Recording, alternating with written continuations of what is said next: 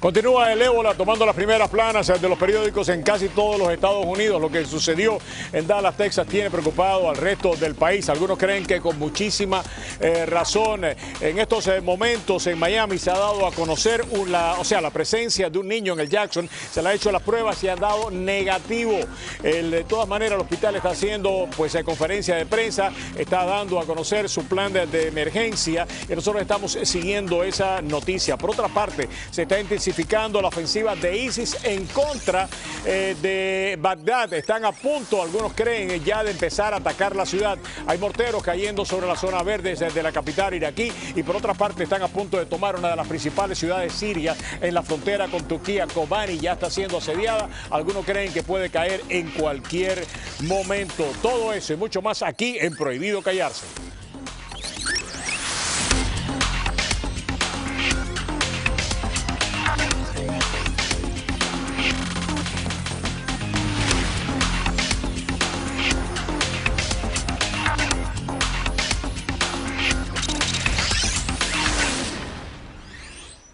Ok, regresamos aquí. Muy buenas, sean tengan todos bienvenidos a Prohibido Callarse. Hoy estaremos siguiendo esa y otras noticias. Vamos a estarle dando seguimiento también a una decisión de la Corte Suprema que se tomó en las primeras horas de la mañana de hoy, que tiene que ver con el matrimonio de personas del mismo sexo. Todo parece indicar que ya va a ser legal en los Estados Unidos contraer matrimonio cuando se desee las personas del mismo sexo. Por otra parte, también vamos a estar analizando el tema de las cortes del condado de Miami-Dade y también vamos a estar abordando el tema de las respuestas de la Junta Escolar a esta epidemia del enterovirus 68 que está provocando un alto grado de preocupación. Nos va a acompañar la doctora Raquel Regalado en el transcurso del programa. Todo eso y más aquí en Prohibido Callarse en el día de hoy. Comenzamos precisamente con los doctores Jorge Martínez y también con el doctor Darcy Ferret, que nos han estado ayudando a entender no solamente el ébola, sino otras infecciones que están sacudiendo la región y específicamente a Estados Unidos. Doctor, muchísimas gracias por acompañarnos, un verdadero placer. Gracias. Ya por lo menos tenemos la tranquilidad que este niño, tranquilidad para él, para su familia, pero también para todos nosotros, de que este niño que estaba ingresado en el Jackson, las pruebas dieron negativas, se tomaron todas las precauciones y una de las preguntas que después haremos en el transcurso del programa y más adelante seguiremos haciendo es si estamos preparados para lidiar con enfermos de ébola aquí en el condado de Miami-Dade, pero ¿qué es lo último que usted ha podido averiguar? Bueno, lo último que he podido averiguar, fue el caso que gracias a Dios es negativo. El caso de Dallas, el paciente está muy grave, parece que de esta no la va a sobrepasar y que todos los familiares y más relacionados, hay por lo menos de 10 a 12 casos, que de un momento a otro van a decir que tienen ébola también. Una de las cosas, yo estaba leyendo un cable por la mañana que me llamó poderosamente la atención y yo me rasqué la cabeza cuando lo leí, ¿no? Los enfermos, las personas, los trabajadores de salud que tuvieron contacto con él y que están en peligro, están en peligro. No estamos hablando de que fueron, que tuvieron un contacto indirecto con él. Lo han mandado para la casa con pago. Si estas personas están si estas personas tuvieron contacto, si están en la primera línea de peligro, ¿qué hacen estas personas en sus casas, doctor Ferret? No, es que hubo muy mal manejo del caso. Lo que se demuestra es que aunque existen todos los protocolos, aunque existen muchísimas condiciones para poder afrontar esta enfermedad de una manera mucho más eficaz, digamos, que en cualquier otra zona, como en África Occidental ahora mismo, la realidad es que los hechos demuestran que hubo una cadena de errores y de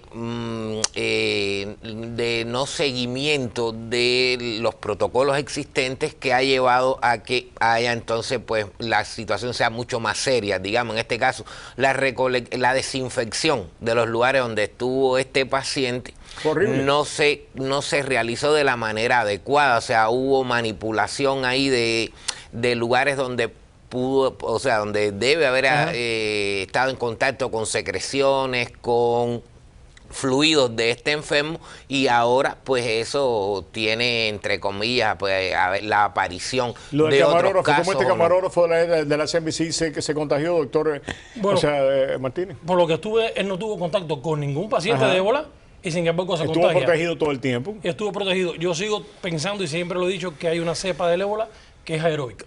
O sea, que es a través del aire. Bueno, ya reconocieron de que a través de estornudos se puede básicamente contagiar a una persona, que hasta hace muy poco decían que no, que solamente era a través de la secreción de los fluidos. Ya se sabe de que a través de un estornudo, que a través de la tos, también la persona se puede contagiar, y que a 3 o 4 pies hay un peligro de contagio cuando uno está en contacto con una persona que está enferma. Ya eso se ha logrado establecer. Lo más preocupante también ahora es que hay una nueva cepa parecida a la del ébola que ha aparecido en África. Uganda. En Uganda, ¿no? En Uganda. En Uganda tenemos ahora una epidemia Ajá. que se llama Marburg virus. Se llama así porque fue descubierto en el año 67 por unos científicos alemanes en la región de Marburg. Okay. Este virus es muy similar al ébola, da los mismos síntomas del ébola. O sea, se manifiesta como un ébola. Cuando haces el examen da negativo. El examen normal de ébola. De ébola da negativo. Y tú dices, bueno, la persona lo que tiene es otro problema. Otro problema, un catarro común, una cosa así. Y no, es tan mortal como el ébola. Sí, el cuadro clínico es el mismo. Es el mismo y tiene un 88% de mortalidad. La última crisis grande fue en Angola en el año 2005. Murieron cerca de 223 personas, se infectaron 373. Pero lo curioso de esto es que... ¿Pero cómo se transmite? O sea, ¿cómo fluidos, aparece? ¿Cómo aparece? ¿Pero cómo aparece? ¿El mosquito? ¿El agua contaminada? No. Igual que es de persona a persona a través de los fluidos corporales. Pero el primer virus, ¿dónde salió ese primer virus? Porque el virus de pronto se puede contener y se va a dormir y aparece a los 2 o 3 años. ¿Dónde se mete el virus de vacaciones? Así son todo el comportamiento de los virus. Incluso este mismo, por ejemplo, el enterovirus D68, o sea, es más frecuente en épocas del año determinadas, digamos, en el verano, o sea, principalmente en el verano. Y ocurre eso, que de buenas a primeras empiezan a producirse brotes en una zona determinada y estos brotes pues se van contaminando cada vez más pacientes. Lo importante es saber, tener consciente de que es muy difícil controlar ahora mismo el que aparezcan nuevos casos. ¿Por qué? Porque ¿De qué? ¿Del enterovirus de ébola? ¿De qué estamos hablando? De ambas cosas. El enterovirus en los niños, en muchos niños, en la mayoría de los niños, da como un catarrito normal. O sea, puede dar tos, un poquito de catarro, de estornudo y una fiebrecita leve. Y pasó y no pasó más nada. Y en otros casos se agrava de modo tal que llevan a los muchachos o sea, en un estado crítico, y en otros casos, lo más lamentable, a la muerte, como ha sucedido, digamos, con un niño de 4 años ahora en Nueva Jersey. Vamos a hablar con la doctora Raquel Regalado, pero tengo entendido que ya la Junta Escolar del Condado de Miami-Dade está tomando medidas en este sentido. Precisamente hablaba hoy con nuestra colega de aquí de Mira TV y productora, o sea, Chuni Montaner, ya en el colegio, la niña,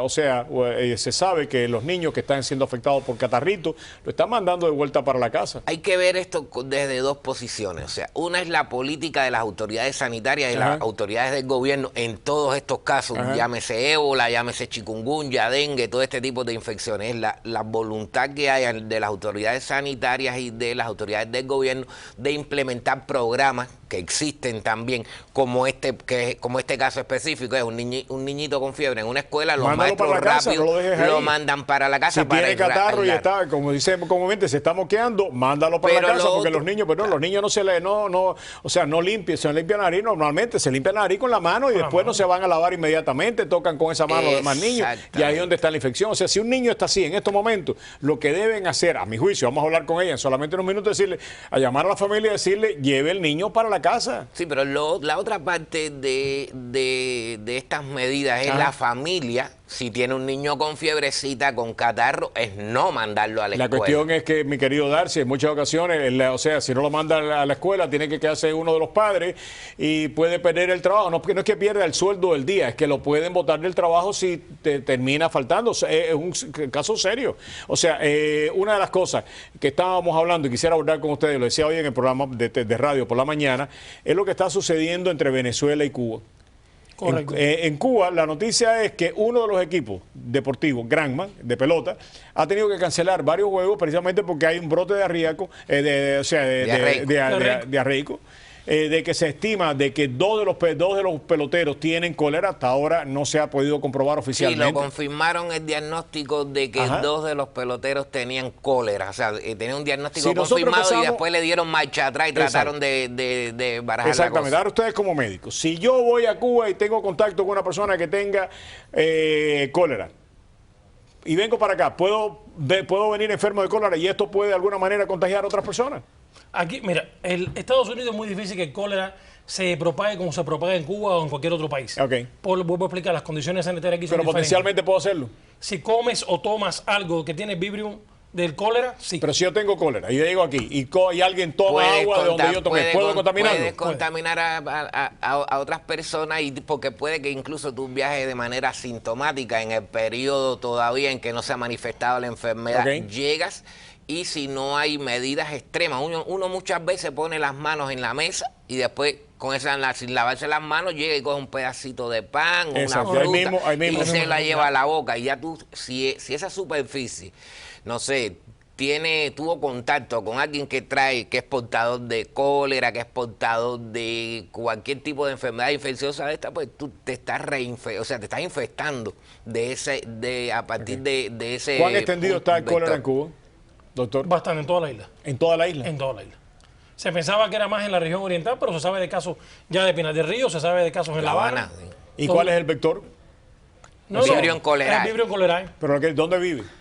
En que las aguas sucias, es falta de higiene. Es falta de higiene, falta de higiene. Principalmente. O sea, ahora con el problema de contaminación de agua, que sobre todo el estado leyendo, rectifiquen ustedes también si estoy equivocado, que en muchas cosas las aguas negras han contaminado las fuentes de agua potable, y en Cuba, no solamente en Cuba, esto es un problema, mundial, en países subdesarrollados, pero que en Cuba en estos momentos uno de los grandes problemas que estamos teniendo es la contaminación de aguas albañales con aguas donde la gente termina, agua potable. Tú abres la pila y el agua muchas veces turbia, muchas veces incluso se logran ver los parásitos, o sea, se logran ver a simple vista. Sí, a simple vista. Pero eso no son parásitos, eso son una variedad. Y el agua carmelita, o sea, carmelita. El agua carmelita en Cuba, cuando uno la va a tomar. Sí, por eso es que las personas en Cuba tienen que, la inmensa mayoría de la familia, mientras pueden, y ven el agua, porque pero saben con que esta es una vía agua, si uno se baña, con esta agua, si uno se baña, también uno está de alguna manera contaminándose, ¿no? Si te bañas, pero de esa agua te caen los labios en mucosa, los ojos, te puedes contaminar si tiene algún tipo de heridas. De patógenos, en heridas. Las mujeres muchas veces tienen infecciones vaginales precisamente por el agua, es el vehículo de contaminación. Que la termina. En el caso del enteviro 68, usted me decía al principio del programa que está mucho más preocupado por esto que el ébola. Que el ébola, a pesar de todo el desastre que hemos visto en el manejo de ellos en Tala, ¿usted cree que sí hay la capacidad para poderlo contener en caso que haga su aparición en algunos sitios? El ébola, para que evolucione, necesita un medio, y aquí en Estados Unidos no le es muy favorable. Y no es que nada favorable. Se complica por la incapacidad de las autoridades. Por la incapacidad de las autoridades de lo que han hecho en Dallas, que es un desastre. Que es un desastre. Pero si se hacen los protocolos correctos, se debe contener, se puede controlar. Pero el que es más difícil de controlar y que ya tiene más muertes es el D68, el enterovirus. Y ese es el que más me preocupa, porque está atacando a la parte de la población más débil, que son los niños. O sea, entre las principales víctimas se han visto desde los más pequeños de 4 años hasta 10, 12 años. Entonces, esos niños son los más afectados. Estamos viendo que todavía en las escuelas no se le ha dado a ellos, que yo estaba diciendo, vamos a orientarlos un poquito, que se laven las manos. Yo hablé con mis hijos y les pregunté, ¿en tu escuela te puedes lavar las manos? ¿Hay jabón? Y me dice, no hay jabón para lavarse las manos. Digo, no, tiene que haber. Entonces, hay que implementar algún tipo de mecanismo que los niños se estén lavando las manos y educarlos, ya empezando por nosotros, los padres, que se laven las manos y bueno, el sistema educativo que ayude también junto con el sistema de salud, y de esa forma vamos a evitar no solo ébola, enterovirus, sino muchas más enfermedades de las influencias que también empiezan sus épocas ahora. Quiero destacarte que este nuevo virus, Marburg, cuando le he seguido la pista, vamos a decir así, la investigación que le hice, se está desarrollando igual que como se desarrolló el ébola antes de provocar esta epidemia. Entonces, lo que me preocupa, que vaya a entrar un caso pensando que es ébola, le hacen diagnóstico negativo, no es ébola, es este otro virus que es tan mortal como el ébola, y lo dejemos ir de un lado y se nos complique más. Muchas gracias, doctor. Muchas gracias también a los dos, ¿no? Vamos a regresar con la doctora Raquel Regalado, miembro de la Junta Escolar. Vamos a hablar con ella de todas estas cosas que estamos hablando, y también vamos a abordar con ella el tema de lo que está sucediendo en la Corte, que quieren construir una nueva, y si debemos votar a favor o en contra. Regresamos aquí en Prohibido Callarse. Muchas gracias a los dos. Gracias.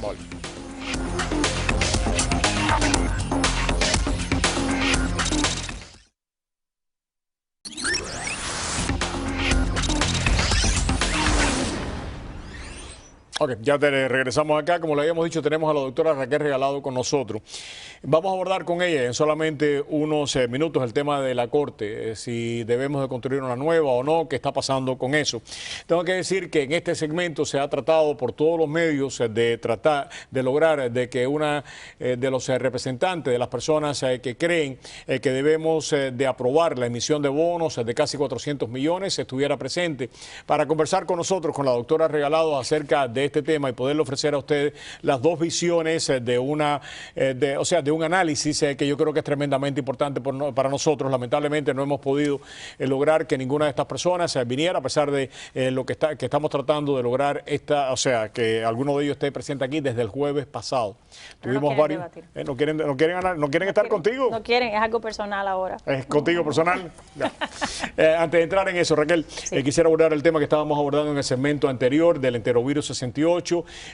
Tengo entendido que está a punto de suceder una reunión de los miembros de la Junta Escolar con el Departamento de Salud. ¿A qué se debe esa reunión? Y hay preocupación con el enterovirus en nuestras escuelas. Bueno, primero vamos a explicar cuál es el protocolo en este momento. No hemos hecho ningunos cambios. Los padres recibieron al inicio de lo que es el año escolar, lo que se llama el Healthy Kids Kit, que dice qué es lo que ocurre en la escuela cuando un niño está enfermo. Los padres deben entender que nosotros no mandamos un niño para la casa si está tosiendo o si está estornudando.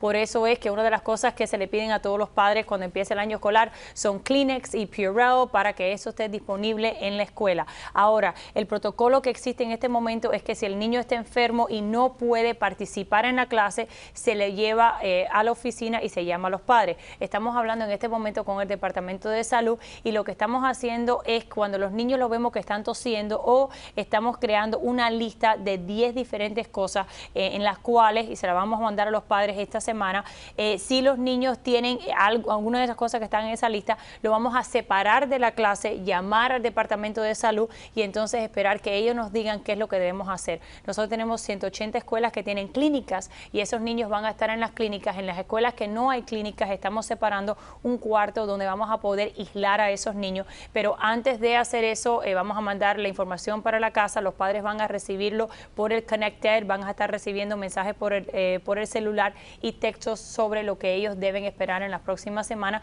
y estamos esperando a ver qué es lo que nos dice el Departamento de Salud, si eso es necesario o no. Ok, muchísimas gracias. Vamos a seguir con este tema. En los próximos días esperamos que otros miembros precisamente de la Junta Escolar nos visiten para cualquier dato adicional podérselo brindar a nuestros televidentes. Pasemos al tema de la Corte.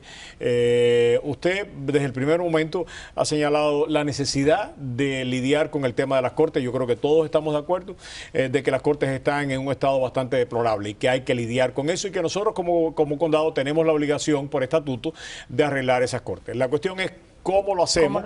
Y usted ha hecho una serie de planteamientos tremendamente importantes. Cuéntenos para beneficio de nuestros televidentes, porque usted se opone a que aprobemos esta emisión de bonos de casi 400 millones de dólares. Bueno, lo primero es que lo que estamos haciendo es dándonos un cheque en blanco al condado de Miami-Dade y ese es el primer problema. Yo le he pedido a los jueces que tengan un plan comprensivo. Ellos dicen que lo tienen. Pero ellos dicen que tienen 3 sitios que pudieran hacer esto, que pudieran hacer lo otro y lo que me preocupa en este momento es que le están mintiendo al pueblo.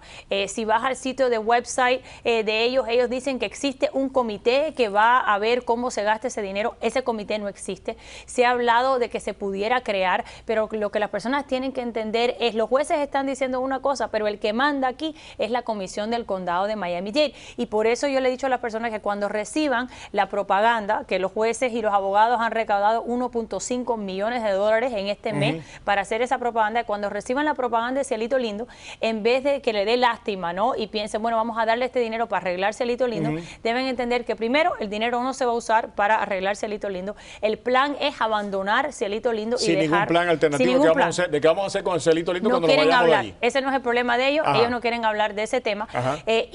Segundo, que ellos no han decidido cómo lo van a hacer y hay varios diferentes otros edificios donde ellos también pudieran estar. Después de eso no tendrían que hacer una licitación porque ya ellos están hablando antes de que, o sea, antes de que, yo creo que, y creo que eso tiene serios cuestionamientos éticos y legales, ellos han estado hablando, los jueces, estoy diciendo, con las personas de All Aboard Florida y ya le dieron hasta un estimado. Ya está cocinado. Exactamente. Está cocinado. ¿Cómo es que All Aboard Florida se puede acercar a los jueces y darle un estimado y empezar en conversaciones, aunque no sean contractuales, pero empezar en conversaciones con los jueces? A mí me parece que eso éticamente es bastante cuestionable. Estamos de acuerdo, estamos de acuerdo. Y por eso es tan preocupante, porque mira, ellos quieren hacer su palacio judicial de 625,000 pies cuadrados, se niegan a tener una conversación sobre los otros 10 edificios que tienen, los espacios que hay disponibles en esos 10 edificios, el uso de las cortes satélites, en cual nuestro condado ha invertido millones de dólares, no quieren ni hablar de la posibilidad de quedarse en Cielito Lindo. Nosotros como contribuyentes vamos a tener que seguir pagando Cielito Lindo. 25 millones de este dinero van a ir para que ellos se puedan quedar como mínimo temporalmente en Cielito Lindo, pero el balance de los 80 millones que sabemos que hace falta para arreglar ese edificio, nosotros lo vamos a tener que pagar, también, más allá de esta pregunta. Ajá. Y entonces, porque es un edificio histórico y el condado lo tiene que arreglar, tiene un deber arreglarlo, y por eso lo que yo he pedido es un plan comprensivo. Aquí nos ha hablado de la tecnología, aquí nos ha hablado de por qué le hace falta tantos pies cuadrados, y hoy te quería hablar de otro edificio donde ellos pudieran poner su corte, que ni han dicho que tienen un interés. ¿Qué corte? ¿Y eso está dónde? Bueno, la semana pasada, ¿En el mismo downtown? a 2 cuadras de donde está Cielito Lindo. Es este que estamos viendo en cámara, ¿no? Este que es un edificio precioso, que es otro edificio histórico. Este era la Corte Federal, que ha estado vacía por 6 años. Interesantemente, hubo un comité en Washington el lunes pasado donde estaban hablando sobre los 51 millones de dólares que le cuesta al gobierno federal. ¿Y esto es el estado de esta corte en este momento? Sí, está completamente. ¿Para ahí? Porque ellos no lo han pedido al gobierno federal. La única persona que ha dicho que tiene un interés en este edificio es Eduardo Padrón. Eduardo Padrón él es un genio. Eduardo Padrón es un genio. Él quiere que le den este edificio a él para usarlo como clases, como parte de los edificios de Miami-Dade. Pero interesante, yo vi todo lo que se presentó en Washington. ¿Cuántas cortes hay aquí? Aquí hay más de 15 cortes, pudiera haber hasta más, porque 15 son las más grandes, pero este es el edificio federal. Interesantemente, el comité que está basado en ver todos los edificios federales usaron la ciudad de Miami como ejemplo de lo que no se debe hacer. Específicamente dijeron que la ciudad de Miami había fallado, el estado también, porque crearon una nueva corte federal, construyeron una corte federal. La nueva, esta es la vieja. Ajá. Esta es la histórica, dejaron esta vacía, esta estaba vacía 6 años, el gobierno federal la tuvo que arreglar porque es un lugar histórico y ahora está completamente arreglada esta corte, pero vacía, y el GSA no ha encontrado a alguien que le interese esa corte, y el GSA dijeron que ellos no saben nadie en el condado de Miami-Dade, más allá de Eduardo Padrón, que tenga un interés en este edificio. O sea que si ellos cogen esta corte, vamos a no tienen que construir o sea, y arreglan básicamente la otra, tienen más que espacio suficiente para quedarse y nos va a costar nada. Pero ahí no hay negocio. Ahí no hay negocio. Y ahí vamos. Ahí no hay negocio porque ahí no hay construcción. Ahí no hay All Aboard Florida. Ahí no hay un cheque en blanco para los comisionados. Ahí no hay otro bono que ellos pueden usar por los próximos 30 años. Y por eso es tan interesante que al nivel de Washington están hablando de eso y dicen que cómo es que el condado de Miami-Dade puede haber dejado vacío un edificio sin tener un plan. Y aquí nosotros vamos a hacer la misma cosa con Cielito Lindo. Y lo que le están diciendo es una mentira a las personas. Tienen la jueza Soto hace un video de Cielito Lindo y le habla a la gente de cómo se está cayendo, pero no le dice que nosotros lo vamos a dejar vacío, ¿no? Y eso yo creo que es el problema aquí, una falta de transparencia. Yo creo que le están mintiendo a las personas, y las personas de verdad que se deben educar sobre lo que está ocurriendo en el sistema de corte. Y yo estoy de acuerdo que hace falta una solución, pero la solución pero es que la solución la vimos en pantalla, ¿no? Eso es lo que te estoy diciendo. La solución la acabamos de ver en pantalla. La tienen a 2 cuadras. Y arreglado, o sea, el gobierno federal ya arregló, lo pintó y todo. Arregladito. Pero eso no lo queremos. Pero eso no lo quieren porque quieren uno nuevo. Quieren uno nuevo. Y All Aboard Florida, me dijo aquí la jueza que estuvo, no me acuerdo el nombre de ella ahora, muy amable ella, de que de que All Aboard Florida sí, o sea, que las cortes sí pueden estar en los terrenos de All Aboard Florida. Eso dice el gobierno federal que no, dicen los jueces que sí. El gobierno federal dice que las cortes estatales tienen que estar de acuerdo con las leyes que se pasaron para las cortes después del 11 de septiembre. La respuesta que tiene el gobierno estatal es que, bueno, ellos pudieran hacer una pared de 40 pies entre donde está el tren y donde están las cortes, y entonces pudieran poner elevadores separados y poner detectores de metales separados de los otros personas que están en el edificio, para entonces tener seguridad en la para corte. acomodar, ¿cómo se llama el abogado el señor para los deseos? Martínez Cid. No, el abogado americano que es el que está. Stern. Bueno, Stern, Gene Stern. Gene Stern que lo quiere hacer en All Aboard. Para acomodar a Gene Stern, que es el cabildero de All Aboard Florida, y es el que ha estado negociando precisamente de que pasemos esta emisión de bonos de $400 millones, amenazando a abogados, amenazando a todo aquel que le cruza el camino, porque es muy importante que All Aboard Florida tenga estos bonos de $500 millones. ¿Para qué? Porque con estos bonos, para construir las cortes, lo va a utilizar como colateral para que All Aboard Florida pueda construir la estación sin utilizar dinero de ellos, a pesar de que es un proyecto privado que no está utilizando nada del dinero nuestro. Qué cosa más grande, ¿eh? Doctora, muchas gracias. Todos los días esto se pone más interesante. Usted tiene que regresar, vamos a ir hablando de esto. Ojalá que alguno de los representantes de esta idea, Jorge Luis López, mi querido amigo, venga a debatir con la doctora. Vamos a hablar sobre el futuro de las cortes. Claro que sí, usted está escondido.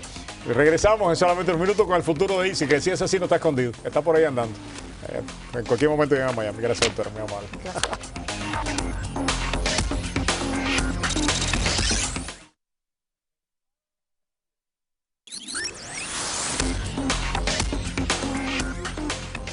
Ok, regresamos aquí a Prohibido Callarse. Tal y como le decíamos, vamos a abordar este tema que realmente es preocupante, lo que está sucediendo en el Medio Oriente. Lamentablemente las noticias de ninguna parte del mundo son muy buenas, ¿no? Y lo que está sucediendo en estos momentos en Irak, en Siria, es realmente preocupante. Nos han llegado noticias que están en estos momentos cayendo morteros, o sea, balas de mortero sobre la línea verde en Irak. Eso quiere decir que las tropas de ISIL están muy cerca ya de la capital de Irak, están a punto de tomar esta ciudad que se llama Kobani, y tenemos en la línea precisamente para hablar de esto al doctor Lajo Sachdi. El doctor, qué gusto tenerlo aquí en el programa. Tengo que empezar por lo que me parece que es lo más relevante de todas estas cosas. El vicepresidente de Estados Unidos ha tenido que pedir excusas porque dijo cosas que políticamente, sin lugar a dudas, son incorrectas. Le llamó la atención a los turcos y le ha llamado la atención a otros países. Pero con todo respeto, lo que dijo el vicepresidente es verdad. Ha habido un alto nivel de complicidad en estos países que son altamente responsables de lo que está sucediendo en estos momentos en la región. Sí, sin duda es verdad. Y él, claro, como desde el punto de vista diplomático, las relaciones bilaterales con Emiratos Árabes Unidos, con Turquía, tuvo que retractarse, pero realmente habló, vamos a decir, del corazón, en base a la información que él ha recibido, ¿no? De inteligencia, sin duda.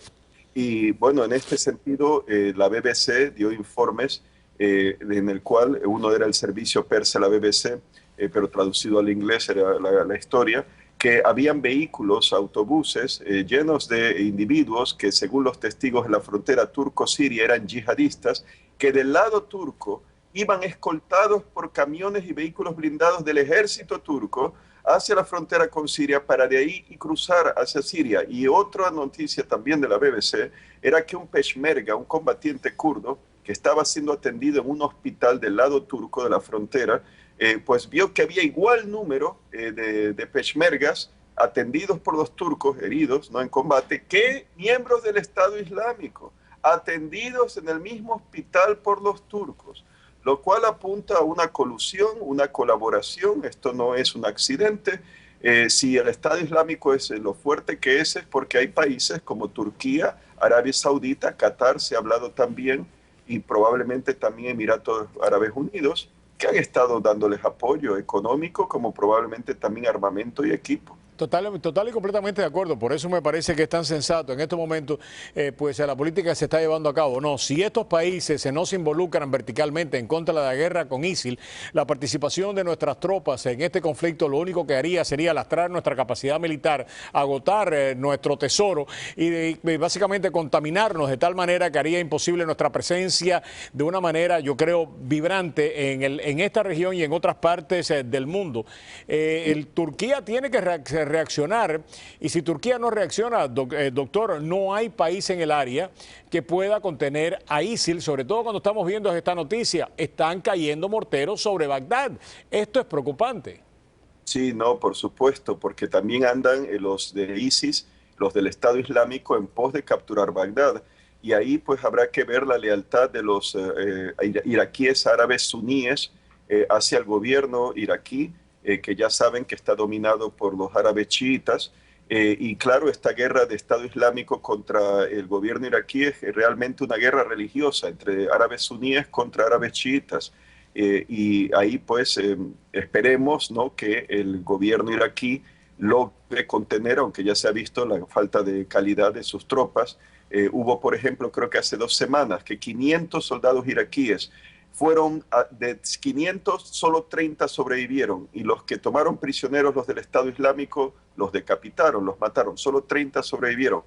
Las milicias chiitas, que aunque son pues sectarias, religiosas, pero parece que son las más motivadas, porque claro, este es un conflicto ya religioso, ¿no?, entre Estado Islámico y los suníes y los chiitas, y el poderío aéreo americano, que coordinen sus esfuerzos con el gobierno iraquí para impedir que caiga. Pero ahí es muy importante la cooperación de Estados Unidos con aquellos países que están dispuestos a contener Estado Islámico, porque como bien has dicho, si Estados Unidos, que ahora está interviniendo, pero para que Turquía y otros países le den apoyo, y entonces las pérdidas que sufre Estado Islámico se vean recuperadas, ¿no?, con nuevo equipo, nuevo apoyo, nuevos santuarios, pues entonces no se llega a ninguna parte y es un gran costo, aparte de un desprestigio para Estados Unidos. Irak, pues reforzar los lazos con Irak, tratar de reforzar al ejército y mayor cooperación de fuerzas terrestres con poderío aéreo norteamericano. Y bueno, el Líbano, que está siendo amenazado también por el Estado Islámico y por el Frente al-Nusra. Han habido combates en que Hezbollah se ha enfrentado a estos grupos suníes. Así que ayudar al gobierno libanés a controlar sus fronteras, ¿no?, que no sea invadido desde Siria por estos grupos, y bueno, ver qué pasa, ¿no? Pero es una situación, como puedes ver, muy difícil, porque si Estados Unidos no tiene el apoyo realmente sincero de Turquía, de Arabia Saudita, de Emiratos Árabes Unidos, de Qatar, que dan el dinero y dan hasta las fronteras, al menos en el caso turco, ¿de qué vale? Y otra cosa, que Arabia Saudita da apoyo a Jordania, y de Jordania podrían operar estos grupos que son realmente enemigos de la monarquía jordana, de la monarquía misma saudí, pero están jugando con juego, porque claro, lo que ellos quieren es tumbar al gobierno sirio, y también que la influencia chiita en Irak se vea disminuida, no sé, probablemente con un estado como el que quiere crear el Estado Islámico suní, fundamentalista, salafista, ¿no?, o sea, de la línea wahabita del Islam, pero es un problema muy serio. Claro, doctor, permítame llevar a otro tema que me parece que es importante, y es la visita de Netanyahu aquí, las declaraciones que hizo Obama acerca de los asentamientos, la respuesta que dio Netanyahu, y después básicamente los puentes que se trataron de tirar para terminar siendo lo que era una situación tensa, pues terminar dándole un cariz un poco más positivo.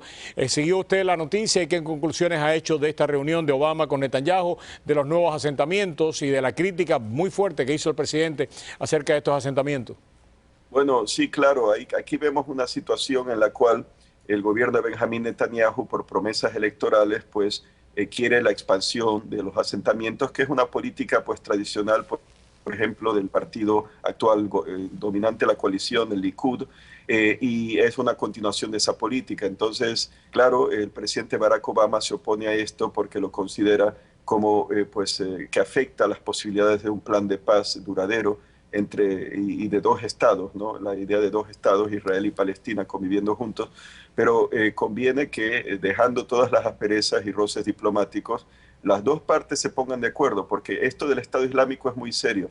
Si los palestinos consideran, el pueblo, ¿no?, que no hay esperanza de una paz, que no pueden confiar en su gobierno, o sea, de Ramallah, el gobierno de Abu Mazen, de Mahmoud Abbas, entonces se pueden radicalizar y ganar adeptos los del Estado Islámico, y eso es una amenaza existencial para Israel mayor que ninguno de los otros que está allí, porque esta gente no tendría misericordia no solo con el Estado de Israel, sino con los mismos israelíes, ¿no?, los liquidarían. Así que conviene llegar a un acuerdo precisamente para contentar a la gente, calmarlas, y que no haya oportunidad que Estado Islámico gane adeptos allí, porque si lo llegan a hacer, puede caer Israel, que como saben, aunque tiene un ejército muy poderoso, pero no tiene mucha densidad de territorio. Y Jordania, claro, estaría también en la mirilla de Estado Islámico. Y esto puede tener realmente consecuencias serias. Doctor, muchísimas gracias, muy amable. Como siempre, un placer y honor tenerlo acá en el programa, ¿eh? Siempre un placer. Claro. Doctor Lajo Sastey. Vamos ahora con opciones de un mundo moderno y después continuamos con más de Prohibido Callarse.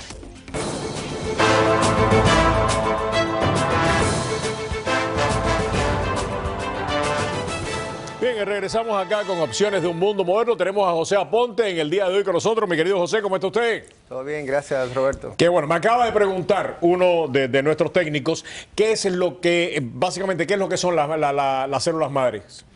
Muy bien, el cuerpo humano está compuesto de diferentes tipos de células. Entre ellas existe una célula muy particular, que es las células madres. Estas son las únicas células en el cuerpo que tienen la capacidad de autorregenerarse y por eso se le llaman células pluripotentes, Roberto. Mira, que bueno, pues ahora ustedes presten mucha, pero mucha atención, porque células madres, bueno, pues uno puede decir esta, la otra, pero ¿qué es lo que hace que este producto sea especial, mi querido José? Muy bien, Roberto, mira, Madrecell Plus está compuesto de una superalga de nombre Aphanizomenon flos aquae. Esta alga solamente se produce en el lago Klamath, en Oregón, en una área volcánica, lo que permite que las células se activen y se autorregeneren. Y esa es la especialidad de Madrecell Plus. Aparte, es un tratamiento 100% natural, sin ningún tipo de contraindicaciones, lo que puede permitirle que nadie tenga ningún efecto secundario. Roberto. Me están diciendo los muchachos que si para pronunciar el nombre de esta célula hay que tomar células madres. ¿Cuál es el nombre otra vez? Sí, correcto. La alga se llama Aphanizomenon flos aquae. Mi amigo, si con esta célula usted puede decir este nombre, esta célula hacen cualquier cosa. ¿Cómo se adquiere esto, José? Excelente. Bueno, las personas que llamen el número en pantalla en este momento pueden obtener con la promoción de la televisión su tratamiento de Madrecell Plus. Pero no solo eso. En este momento, si llama el número en pantalla, obtendrán su segundo mes del tratamiento totalmente gratis, Roberto. ¿Y qué más hay para los oyentes de Prohibido Callarse? Porque María Elvira y yo tenemos una competencia amigable, pero una competencia. ¿Qué más hay para ver si nuestros oyentes reciben un poco más que lo de María Elvira? ¿Qué es lo que hay? Bueno, las personas que sufran de diabetes, artritis, hipertensión, dolores musculares y falta de energía, presten mucha atención, porque si llaman ahora y son de las primeras 50 llamadas, van a recibir su tercer mes de tratamiento totalmente gratis. El tercer mes, el tratamiento reforzado de Madrecell Plus, pero tiene que llamar ya al número en pantalla. Bueno, pues a llamar ahora mismo, ese es el número que está ahí, así que usted sabe, si es una de las primeras 50 personas, esto es para usted nada más, para los oyentes de Prohibido Callarse. Gracias, José. Regresamos en solamente unos segundos aquí en Prohibido Callarse.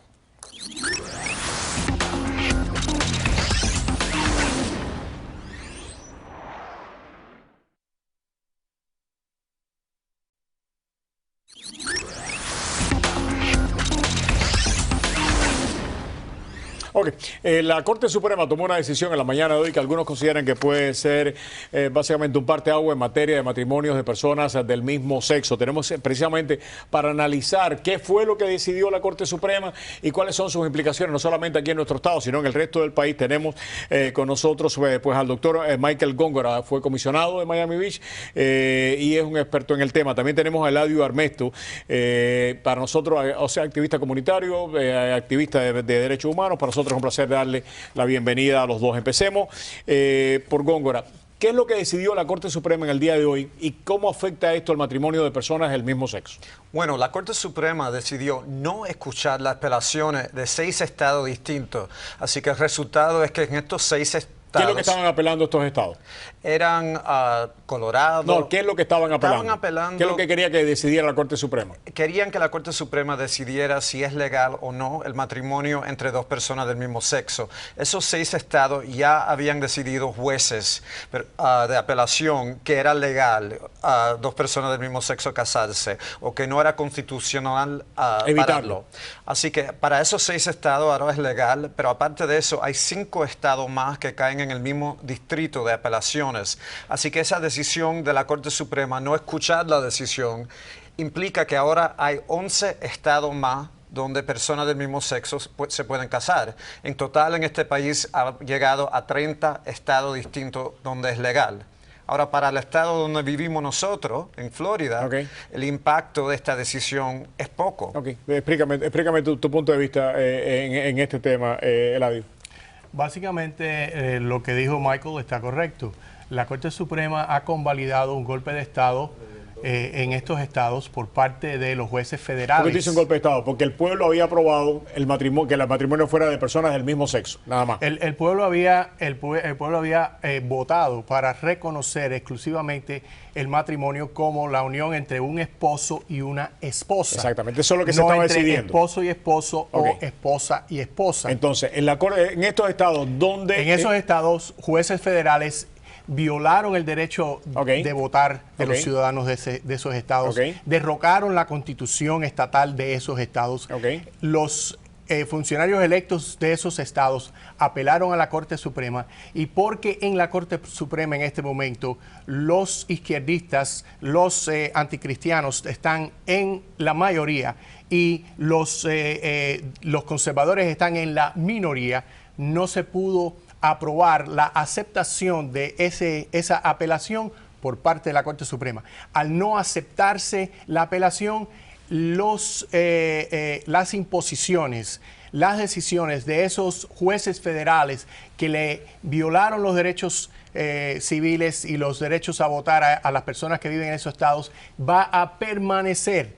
Quiere decir de que esos jueces van a haber ganado la batalla y pronto se verá el matrimonio entre personas del mismo sexo en esos estados. Para la Florida, como dijo Michael, no nos afecta en nada, porque en la Florida está bajo apelación, pero todavía la tercera Corte de Apelaciones en Atlanta no ha tomado decisión. Y hay algo más que se puede decir sobre eso, porque tengo entendido que hoy el ACLU está pidiendo al juez federal que determinó que no es constitucional parar un matrimonio entre personas del mismo sexo en este estado de Florida, que lo van a pedir que él recoge su stay del caso. Él tiene el caso parado, aunque él decidió que personas del mismo sexo se deben casar, lo tiene parado.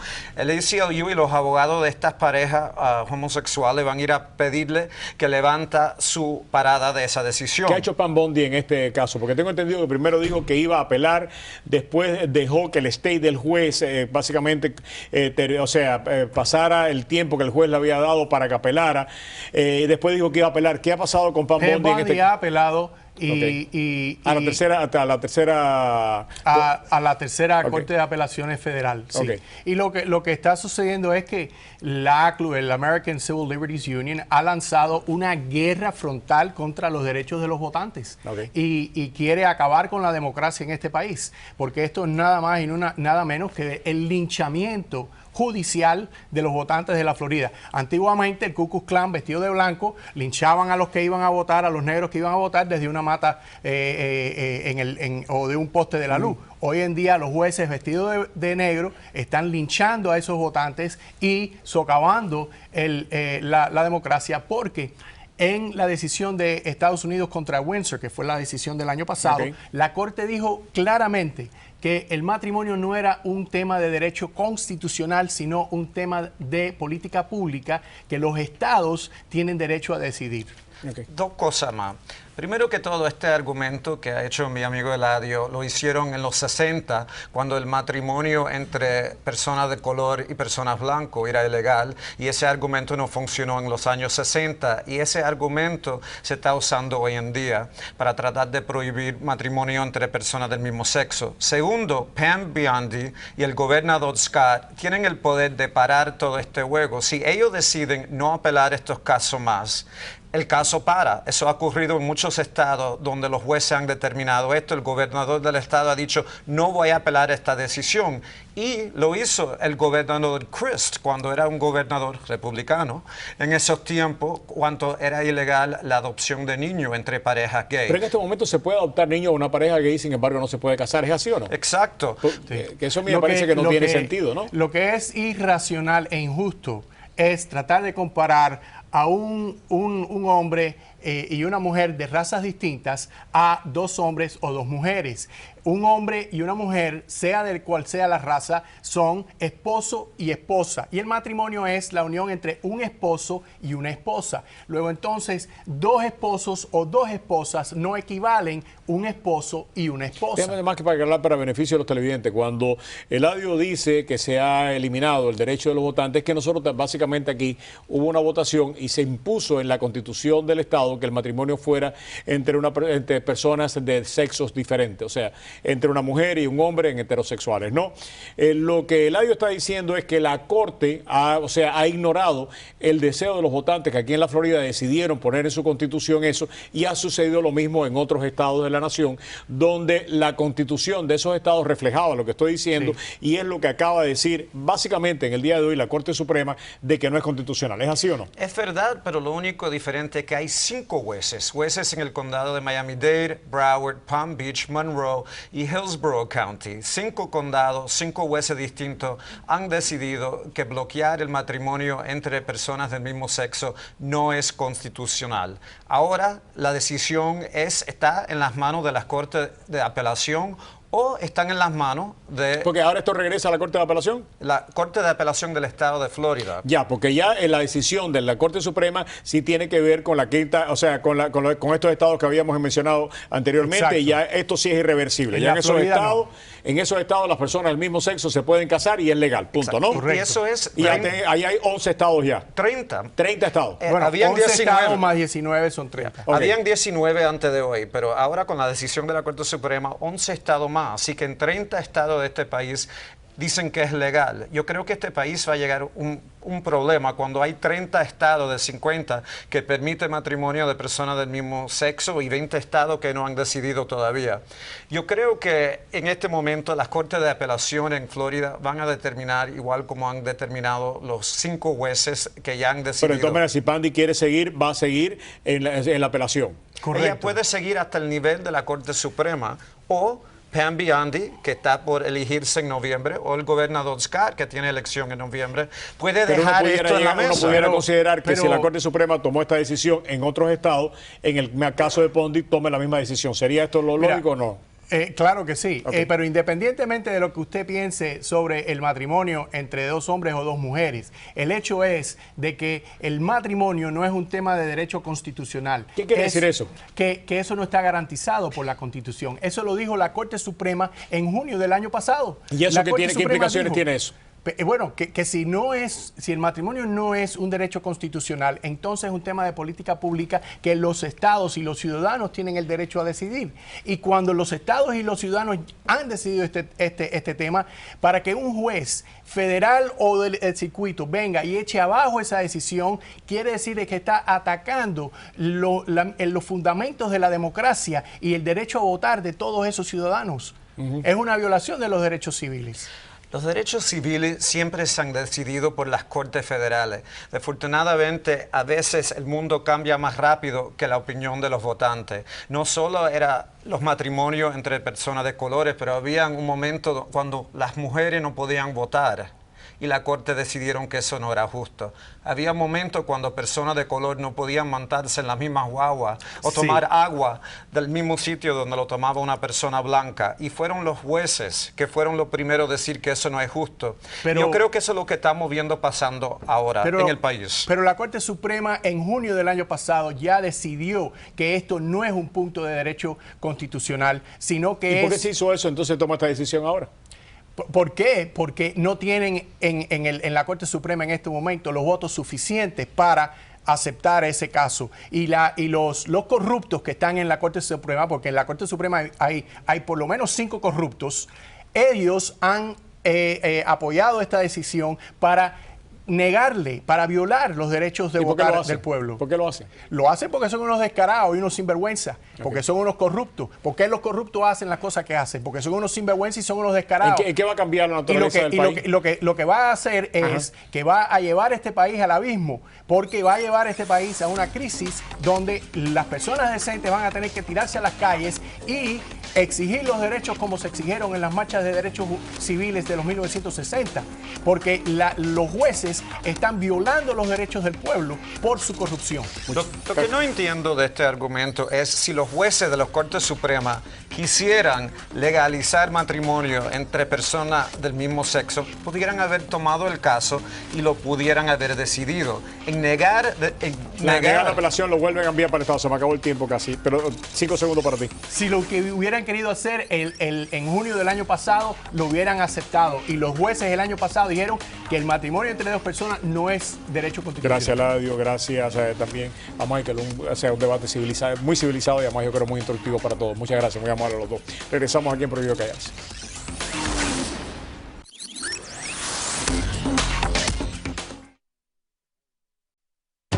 Ponte la camiseta, ven a la caminata. Mira TV te invita, vamos a la batalla. El sábado 11 de octubre contra el cáncer se camina. Ponte la camisa y camina. la caminata. Mira TV te invita, vamos a la batalla. Efectivamente, el día 11, este sábado ya, dentro de unas horitas. Durante esta semana vamos a tener una serie de participaciones para abordar este tema y de alguna manera alertar a todos ustedes de lo que está pasando con el cáncer de mama. Así que esta semana, vístase de rosado y el sábado, póngase la camiseta. Aquí en Mira TV nos las vamos a poner. Tengan todos ustedes muy buenas noches. Ya María Elvira está lista para ir a trabajar. Yo soy Roberto Rodríguez Tejera. Mañana regreso a las 8 en Actualidad Radio 10:20, 10:40 hasta las 11 de la mañana estamos ahí. Y a las 7 aquí al pie del cañón. Que Dios nos acompaña a todos. María Julia, nos fuimos. Gracias.